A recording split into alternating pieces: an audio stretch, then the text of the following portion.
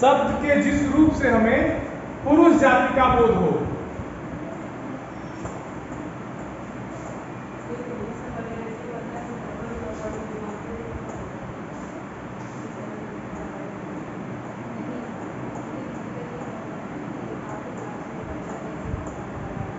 उसे क्या कहते हैं? पुल्लिंग। हाँ, नोट कर लीजिए इसको, पुल्लिंग कहते हैं।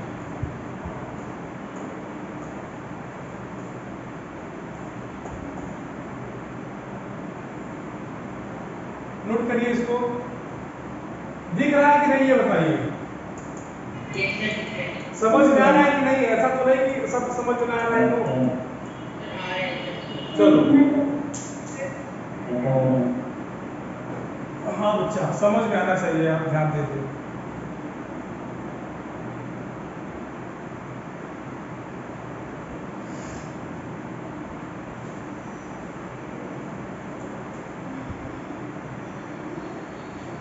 ये हो गया तो बताओ, आगे बताएं हम। हो गया?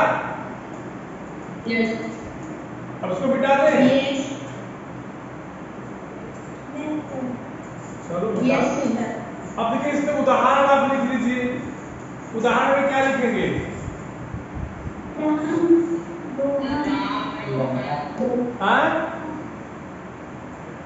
अरे अरे बेवकूफ, शेर, बंदर, लड़का, ये सब क्या है? पुल्लिंग ही तो है। नाम क्यों लिखने जाओगे? क्यों नाम लिखने जाओगे? सीधे जातिवाचक लिखो। लड़का, आदमी, जाति वाली संज्ञा का प्रयोग करो ना, व्यक्ति वाली संज्ञा का प्रयोग मत करो। लो, आदमी हो गया।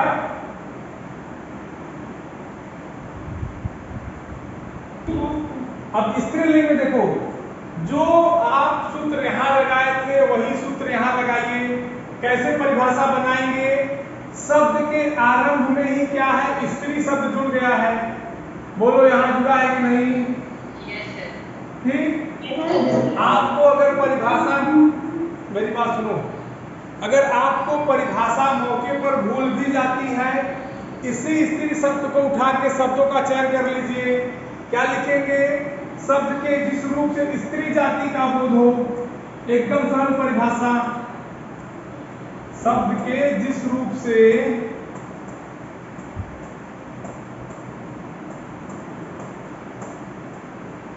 स्त्री जाति का बोध। देखिए, यहां पर्टिकुलर बात हो रही है, व्यक्ति वगैरह का। स्त्री जाति का बोध हो,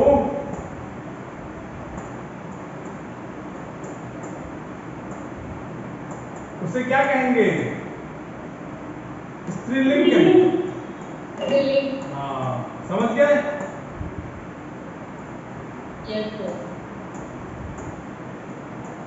वेरी गुड, नोट करिए इसको। हो गया?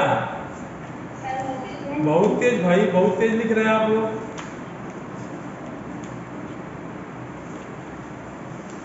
अच्छा, स्त्री माने होता क्या है ये बताइए? स्त्री माने क्या होता है? औरत।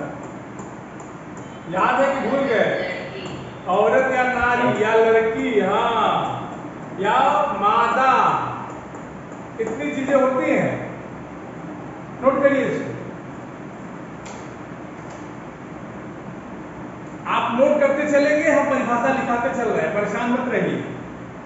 और कोई दिक्कत नहीं? हाँ, क्या बच्चा बताइए? उदाहरण में लिख लीजिए। उदाहरण तो कुछ भी हो सकता है, बस शेर है, यहाँ शेरनी कर लीजिए, बस बस, वेरी गुड।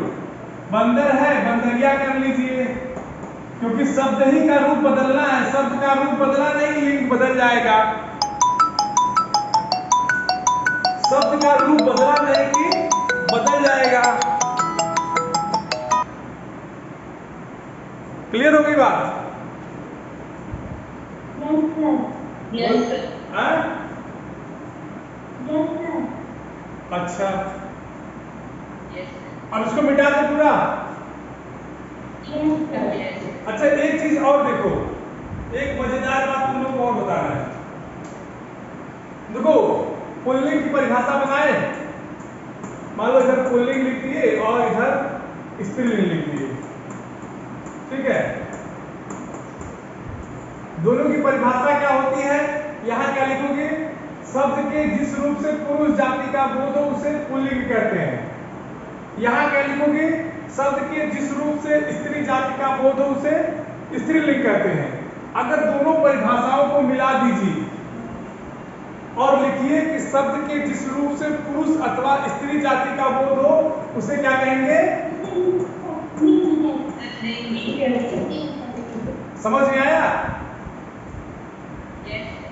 यहाँ तक सुनो एक मिनट, बात न करो, यहाँ तक किसी को कोई दिक्कत?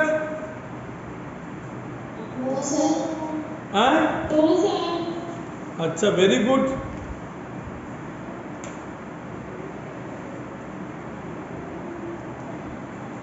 अब देखिए, चूंकि हम हिंदी भाषा पढ़ते हैं और मैंने आपको बताया था कि हिंदी भाषा में शब्दों का अंबार है, कई शब्द हैं, तो कैसे हम पता करेंगे कि कौन सा शब्द पुल्लिंग है और कौन सा शब्द स्त्रीलिंग है?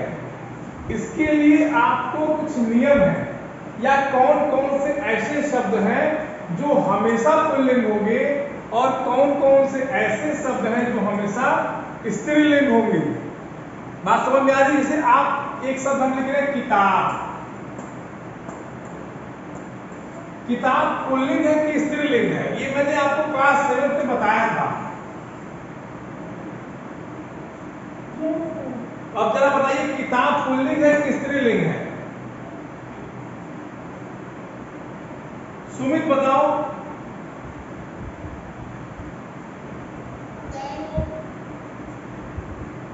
अच्छा एक मिनट, जिसको आता है वो हाथ उठाए।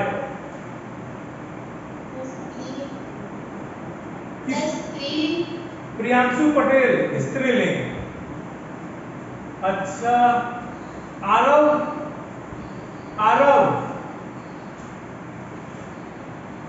जिया, आप क्या बता रहे हैं, पुल्लिंग होगी स्त्रीलिंग होगी? किताब स्त्रीलिंग होगी, वेरी गुड। आदित्य,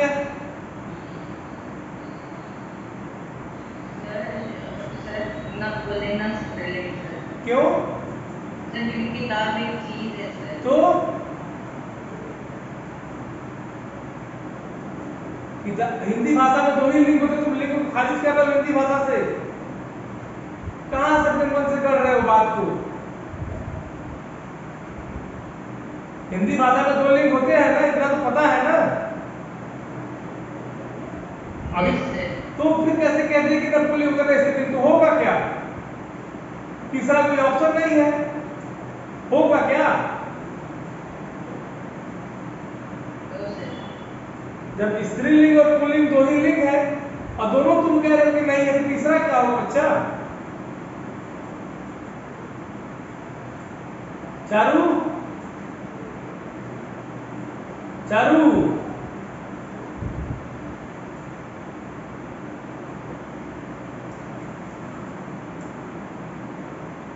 खुशी कुमारी 2, क्या होगा? क्या होगा बेटा बताओ, किताब क्या होगी, पुल्लिंग की स्त्रीलिंग? नहीं, हमसे आइस पाइस मत खेलो, क्लियर बताओ, हमसे मत पूछो, अपने स्त्रीलिंग, वेरी गुड। और कौन है? पूनम नहीं पढ़ रही क्या आज?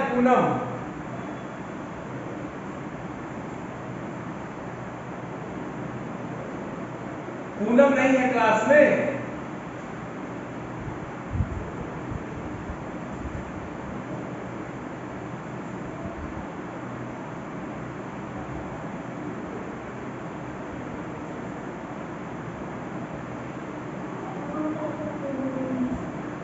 अच्छा देखिए, अब समझिए, स्त्रीलिंग वाले बिल्कुल सही है, मैं आपको बताता हूं। स्त्रीलिंग वाले जो ये कह रहे हैं किताब स्त्रीलिंग है, ये बिल्कुल सही है। किताब बेटा हमेशा पढ़ी जाती है, ठीक? हाँ, तो किताब हाँ, किताब जो है हमेशा स्त्रीलिंग में होती है, पुल्लिंग में। अब देखिए, अब हम बात करेंगे उन शब्दों पर जो सदैव किसी भी परिस्थिति में नहीं बदलेंगे, वो हमेशा पुल्लिंग में होते हैं। आपकी किताब में वैसे कम से कम 50 शब्द दिए होंगे और बकायदा हेडिंग वाइज दिया हुआ है कि कौन कौन से शब्द हमेशा पुल्लिंग में होंगे, कौन कौन से शब्द हमेशा स्त्रीलिंग में होंगे। जैसे दिनों के नाम, हम जानते हैं कि हमारे जो हमारा कैलेंडर होता है, जो हमारा दैनिक पंचांग होता है, उसमें 7 दिन होते हैं। सोमवार, मंगलवार, बुधवार, बृहस्पतिवार, शुक्रवार, शनिवार और रविवार, ये 7 दिन। तो जब कभी भी दिनों के नाम की बात आए बच्चा, तो याद रखना कि जो दिनों के नाम होते हैं वो हमेशा पुल्लिंग में होते हैं, कभी भी दिनों के नाम स्त्रीलिंग में नहीं होंगे। दिनों के नाम लिखिए, दिनों के नाम हमेशा पुल्लिंग होते हैं। अब आप दिन को जोड़ लीजिएगा, ठीक।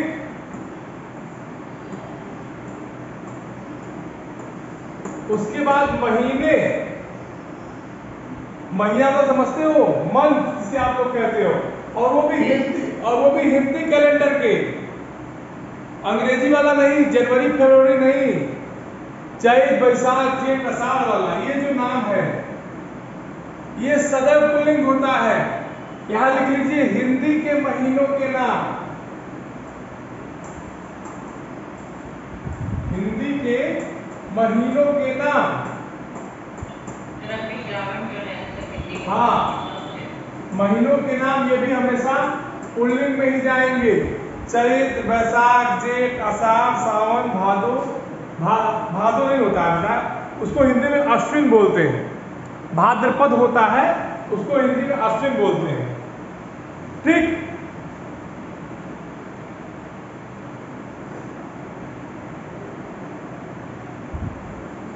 और मेटल्स, धातु, धातुओं के नाम, धातु जैसे सोना हुआ, हीरा हुआ, तांबा हुआ, ये सब पुल्लिंग होते हैं, केवल चांदी को छोड़कर। चांदी हमेशा स्त्रीलिंग है, ठीक। हाँ, लोहा पुल्लिंग है बेटा, लोहा पुल्लिंग है। धातुओं के नाम हमेशा पुल्लिंग, यहां लिख लो चांदी को छोड़कर, क्यों? चांदी स्त्रीलिंग में है। इसी तरह से आपकी किताब में और 3-4 दिए हुए हैं, उसको आप पढ़ लीजिएगा, ठीक। जैसे पर्वतों के नाम हमेशा पुल्लिंग होते हैं। विशिष्ट स्थान, जो महत्वपूर्ण स्थान है, जैसे विद्यालय हुआ, उसके बाद न्यायालय हुआ, वाचनालय हुआ, और भी जो अच्छे अच्छे स्थान है, सचिवालय, ठीक। ये सब के सब पुल्लिंग में होते हैं। किसी कोई दिक्कत यहां तक? तो आपकी किताब में कुल ऐसे पूरे, 1 मिनट नो सर नहीं, आपकी किताब में कुछ ऐसे 19 प्रकार के शब्दों की सूची दी हुई है। आपके किताब में, मेरे सामने किताब है, उसमें 19 प्रकार के शब्द दिए गए हैं और 19 प्रकार के शब्द जो हमेशा पुल्लिंग होते हैं आपकी किताब में हेडिंग वाइज दिए गए हैं, ठीक है। और आपको, और उसमें से कुछ अपवाद भी हैं, इसी 19 में कुछ अपवाद भी हैं। अपवाद मतलब जो धातु तो है लेकिन स्त्रीलिंग में है। जैसे हमने कहा कि धातुओं के नाम सदैव पुल्लिंग होते हैं, लेकिन चांदी एक ऐसी धातु है जो हमेशा स्त्रीलिंग में होगी, ठीक। बोलिए, जैसे अनाज के नाम, अनाज के नाम में सब पुल्लिंग होगा, लेकिन अरहर की दाल, अरहर हमेशा स्त्रीलिंग होती है, समझ गए? हाँ, समुद्रों के नाम, पर्वतों के नाम, द्रव पदार्थ, शरीर के अंग, वृक्षों के नाम, ग्रहों के नाम, प्राणी जगत, भाववाचक संज्ञाएं, संस्कृत शब्द, आकारांत और आकारांत शब्द, समुदायवाचक शब्द, व्यवसाय सूचक शब्द, इन सब चीजों को जब आप पढ़ेंगे तो आपको इतनी चीजें तो क्लियर हो जाएंगी कि जो मैंने आपको परिभाषा बताई है उस परिभाषा में उन शब्दों को रखकर देखिएगा, वो अपने आप चीजें आपको क्लियर कर देंगे। किसी को कोई दिक्कत यहां तक? बोलिए। किसी को कोई दिक्कत नहीं है? कल हम आपको जब अगली क्लास पढ़ाएंगे तो उसमें ये बताएंगे कि स्त्रीलिंग शब्दों की पहचान हम कैसे कर सकते हैं। ठीक, कोई दिक्कत किसी को? जैसे हमने अभी पुल्लिंग शब्दों की पहचान की है उसी तरह से हम स्त्रीलिंग शब्दों की पहचान कर सकते हैं। तो कल वाली जो हमारी क्लास होगी उसमें हम इस पे चर्चा करेंगे और दूसरा हमारा जो टॉपिक रहेगा वो ये रहेगा कि हम किसी भी शब्द को पुल्लिंग से स्त्रीलिंग कैसे बनाएंगे, उसमें क्या उपसर्ग जुड़ेगा कि स्त्रीलिंग बनेगा, क्या प्रत्यय जुड़ेगा, या उस शब्द में क्या हम लगा करके उसको पुल्लिंग से स्त्रीलिंग अथवा स्त्रीलिंग से पुल्लिंग में बदलेंगे। तो अगला हमारा टॉपिक ये रहेगा स्त्रीलिंग पहचान, तब हमारा जो विषय रहेगा टॉपिक। और दूसरा लिंग परिवर्तन के नियम, किन किन नियमों से लिंग का परिवर्तन होता है। ठीक है, इन्हीं चीजों पे कल हम लोग चर्चा करेंगे। जैसे अगर मान लीजिए शब्द है ठाकुर, ठाकुर शब्द पुल्लिंग का है, इसको हम स्त्रीलिंग में कैसे बनाएंगे इसके लिए आपको हम कल बताएंगे। ठीक है, बोलिए।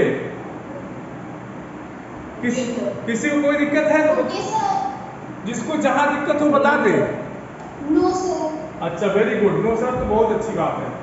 चलिए ओके, अगली क्लास किसकी आपकी है?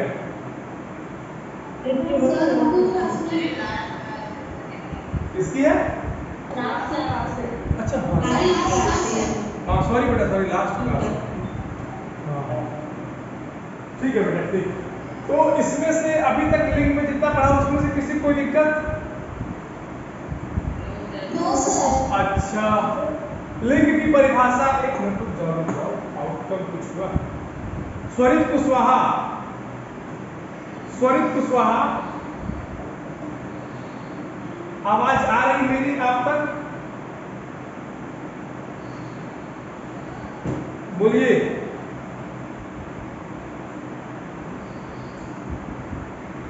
स्वरित कुशवाहा, चारू, चारू सब बैठे हैं एकदम। चारू बेटा बोल नहीं रही हो, हंस रही हो कब से?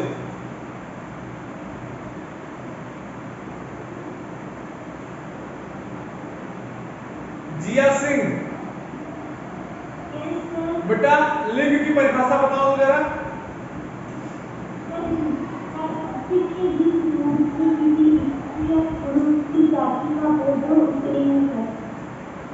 ठीक, सब लोग एक साथ बोलो एक बार लिंग की परिभाषा। सब लोग बोलो, जितने लोग हो सब लोग पढ़ो।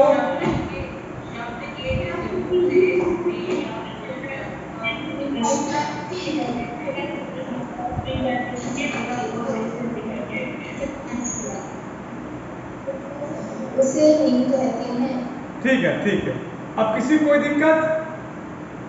No sir. No sir. चलिए कल वाली क्लास में हम लोग अगला टॉपिक कवर करेंगे। थैंक यू, थैंक यू बेटा। Yes sir.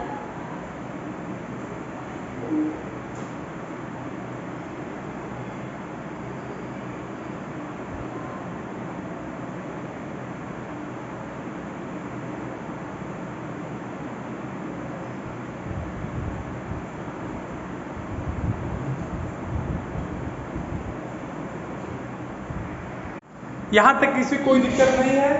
इसका कल मैंने अभ्यास करा दिया था, आपको याद है? आपके अंतिम क्लास में मैंने इसके अभ्यास कार्य को करा दिया था। किसी को अभ्यास कार्य में कोई दिक्कत? किसी को अभ्यास कार्य में कोई दिक्कत? अच्छा, आज इसके आगे वाला पार्ट पढ़ेंगे और इसके बाद हम लोग अगले वीक से, नेक्स्ट वीक से बसंत पढ़ेंगे। ठीक, बोलिए। हाँ, तो आज हम लोग इसके आगे वाला पार्ट पढ़ेंगे। जो हमारा अगला पार्ट है वो है लिंग। ये हमने आपको क्लास 7 में पढ़ाया था, आपको याद है?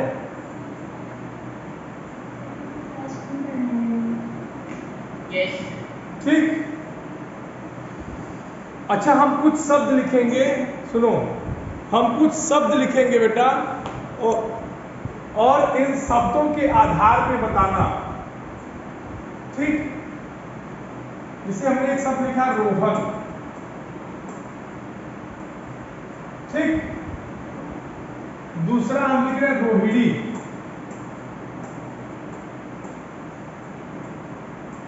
ये आपके सामने हमने दो शब्द रखे हैं। यस। अब आप बताइए कि रोहन शब्द पढ़ने से कैसा लग रहा है? कि ये किसी आदमी का नाम होगा, लड़के का नाम होगा? लड़की का नाम। लड़के का नाम। ठीक है। और ये जो हमारा शब्द है,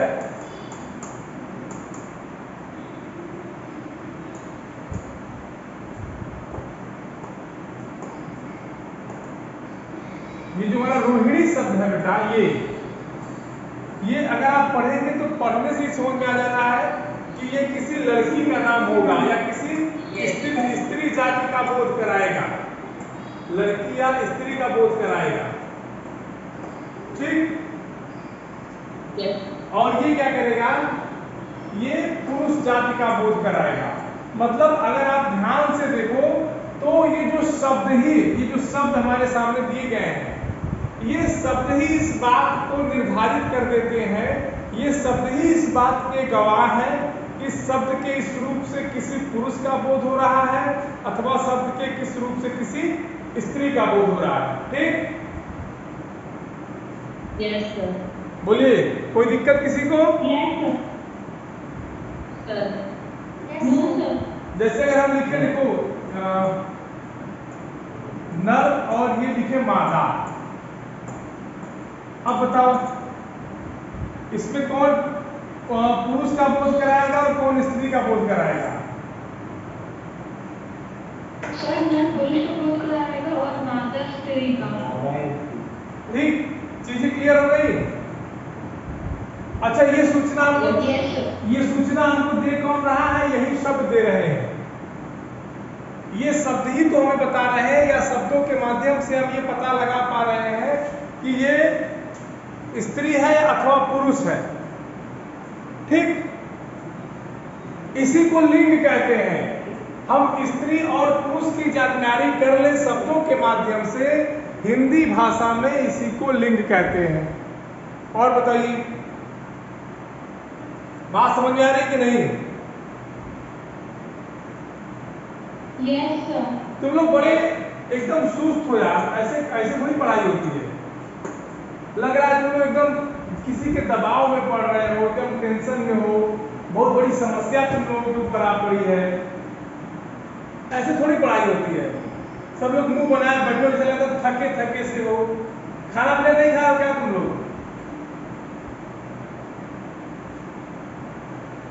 खा लिया। हाँ, एक तो 25 लोग पढ़ रहे हो, 29 लोग, ऊपर से भी तुम लोगों की स्थिति देख लो तो बहुत इतना दया आ रहा है कि पूछो मत। है? किसी को पसीना हो रहा है, कोई भी मुंह पोंछ रहा है, क्या मतलब है बताइए? उसी में कोई मुंह बना रहा है, क्या मतलब है पढ़ने का? चारू,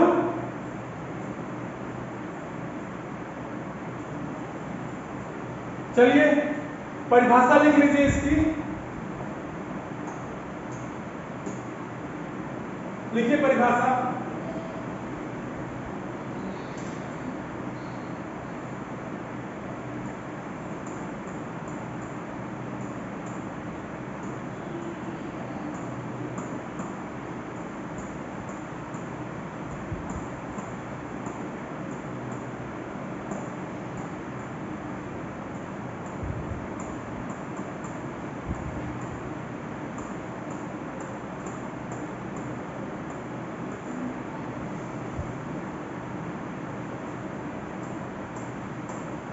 लिखिए तो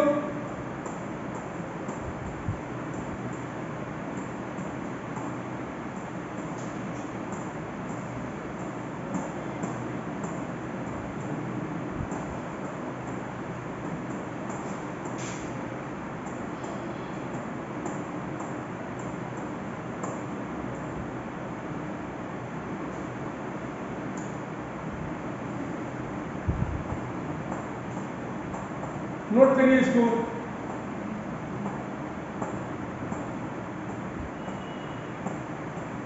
नोट करो बच्चा, तो लिंग की परिभाषा यही होगी।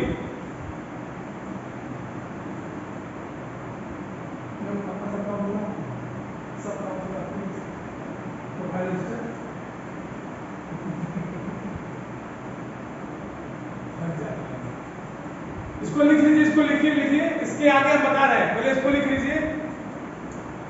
ऐसे नहीं होगा। हाँ हाँ, हो गया, सबका हो गया। क्या लिखा है, इसको पढ़िए, कौन पढ़ेगा? हाँ हाँ, अरे कोई एक पढ़ो, मैं आई पढ़ो तो।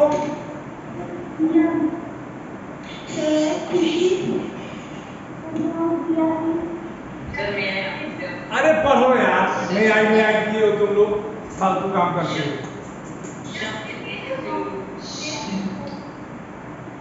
क्या मैं आई किए हो जी? क्या मैं आई किए हो? बोल रहे हैं लोग, पढ़ो कोई। मैं आई किए हो, कोई एक पढ़ दो।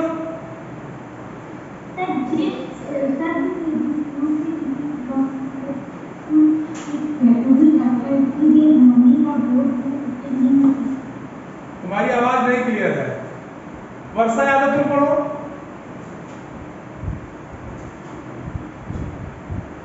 शब्द के जिस रूप से किसी वस्तु के पुरुष अथवा स्त्री जाति का होने का बोध हो उसे लिंग कहते हैं। खुशी, तुम पढ़ो। शब्द के जिस रूप से किसी वस्तु के पुरुष अथवा स्त्री जाति होने का बोध हो उसे लिंग कहते हैं। सुमित पढ़ो। शब्द के जिस रूप से किसी वस्तु के पुरुष अथवा स्त्री जाति के होने का बोध हो उसे लिंग कहते हैं।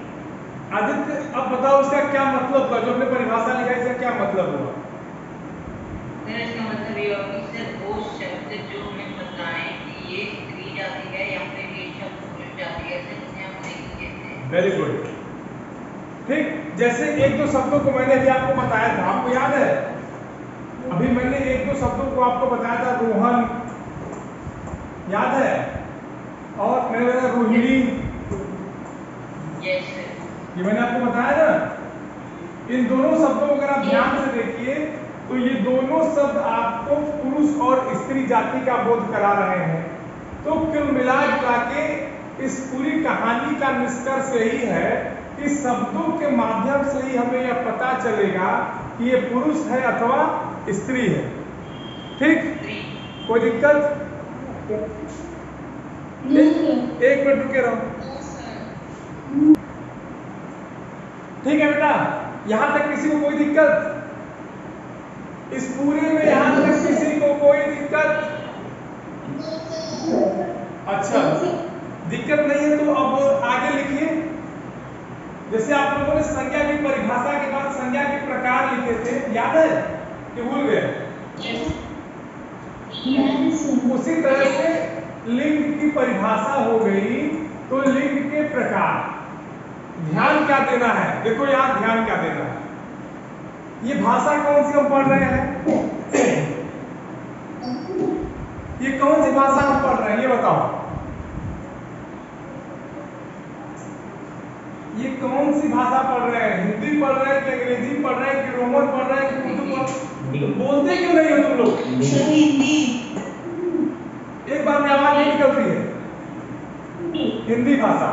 और आपको याद होगा जब मैंने आपको पहला पाठ पढ़ाया था भाषा लिपि का विकास, उसमें मैंने ये बताया था कि हिंदी भाषा की उत्पत्ति संस्कृत भाषा से हुई है। आपको याद है? ये मैंने बताया था। तो अगर संस्कृत भी भाषा है, हिंदी भाषा है, तो दोनों भाषाओं का व्याकरण थोड़ा सा अंतर होगा। इतना क्लियर है कि आपको मैंने पहले पाठ में बताया था जब भाषा और लिपि का विकास मैं आपको बता रहा था। तो हिंदी में भी लिंग है और संस्कृत में भी लिंग है। आपके अंग्रेजी में भी लिंग होता है, वहां जेंडर के नाम से होता है, वहां जेंडर के नाम से होता है। ठीक है, तो याद रखिएगा, संस्कृत में 3 लिंग होते हैं और हिंदी में मात्र 2 लिंग। ठीक, संस्कृत में कितने होते हैं? 3। हाँ, अंग्रेजी में शायद 4 होते हैं, मुझे ठीक ठीक याद नहीं है। ठीक है,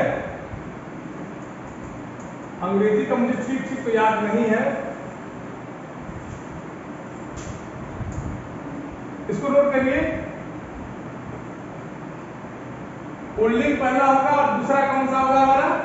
बताओ। स्त्रीलिंग होगा। अब अंग्रेजी तुम लोग पता कर लेना, अंग्रेजी का हमको आइडिया नहीं। ठीक है, अब वही घटना आएगी, यहां लिख लो 2। ये चार्ट बना लो तुम लोग, अपनी कॉपी में चार्ट बना लो ऐसे।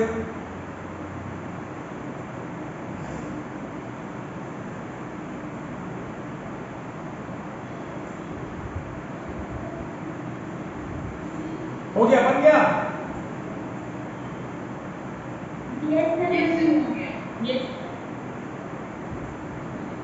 अब पहला पे आते हैं। पहला हमारा है पुल्लिंग। देखिए लिंग शब्द यहां ऑलरेडी है, पू शब्द जुड़ गया है। बोलिए ठीक, कोई क्लियर? पुल्लिंग। अगर आपको कोई परिभाषा पूछे कि पुल्लिंग की परिभाषा बता दीजिए, तो बस पुल्लिंग शब्द को याद रखिएगा और आंख बंद करके अपने मन में एक सूत्र बना लीजिएगा कि पु से पुरुष। तो शब्द के, हाँ, शब्द के जिस रूप से हमें पुरुष जाति का बोध हो, हाँ लिख लो यहाँ, शब्द के जिस रूप से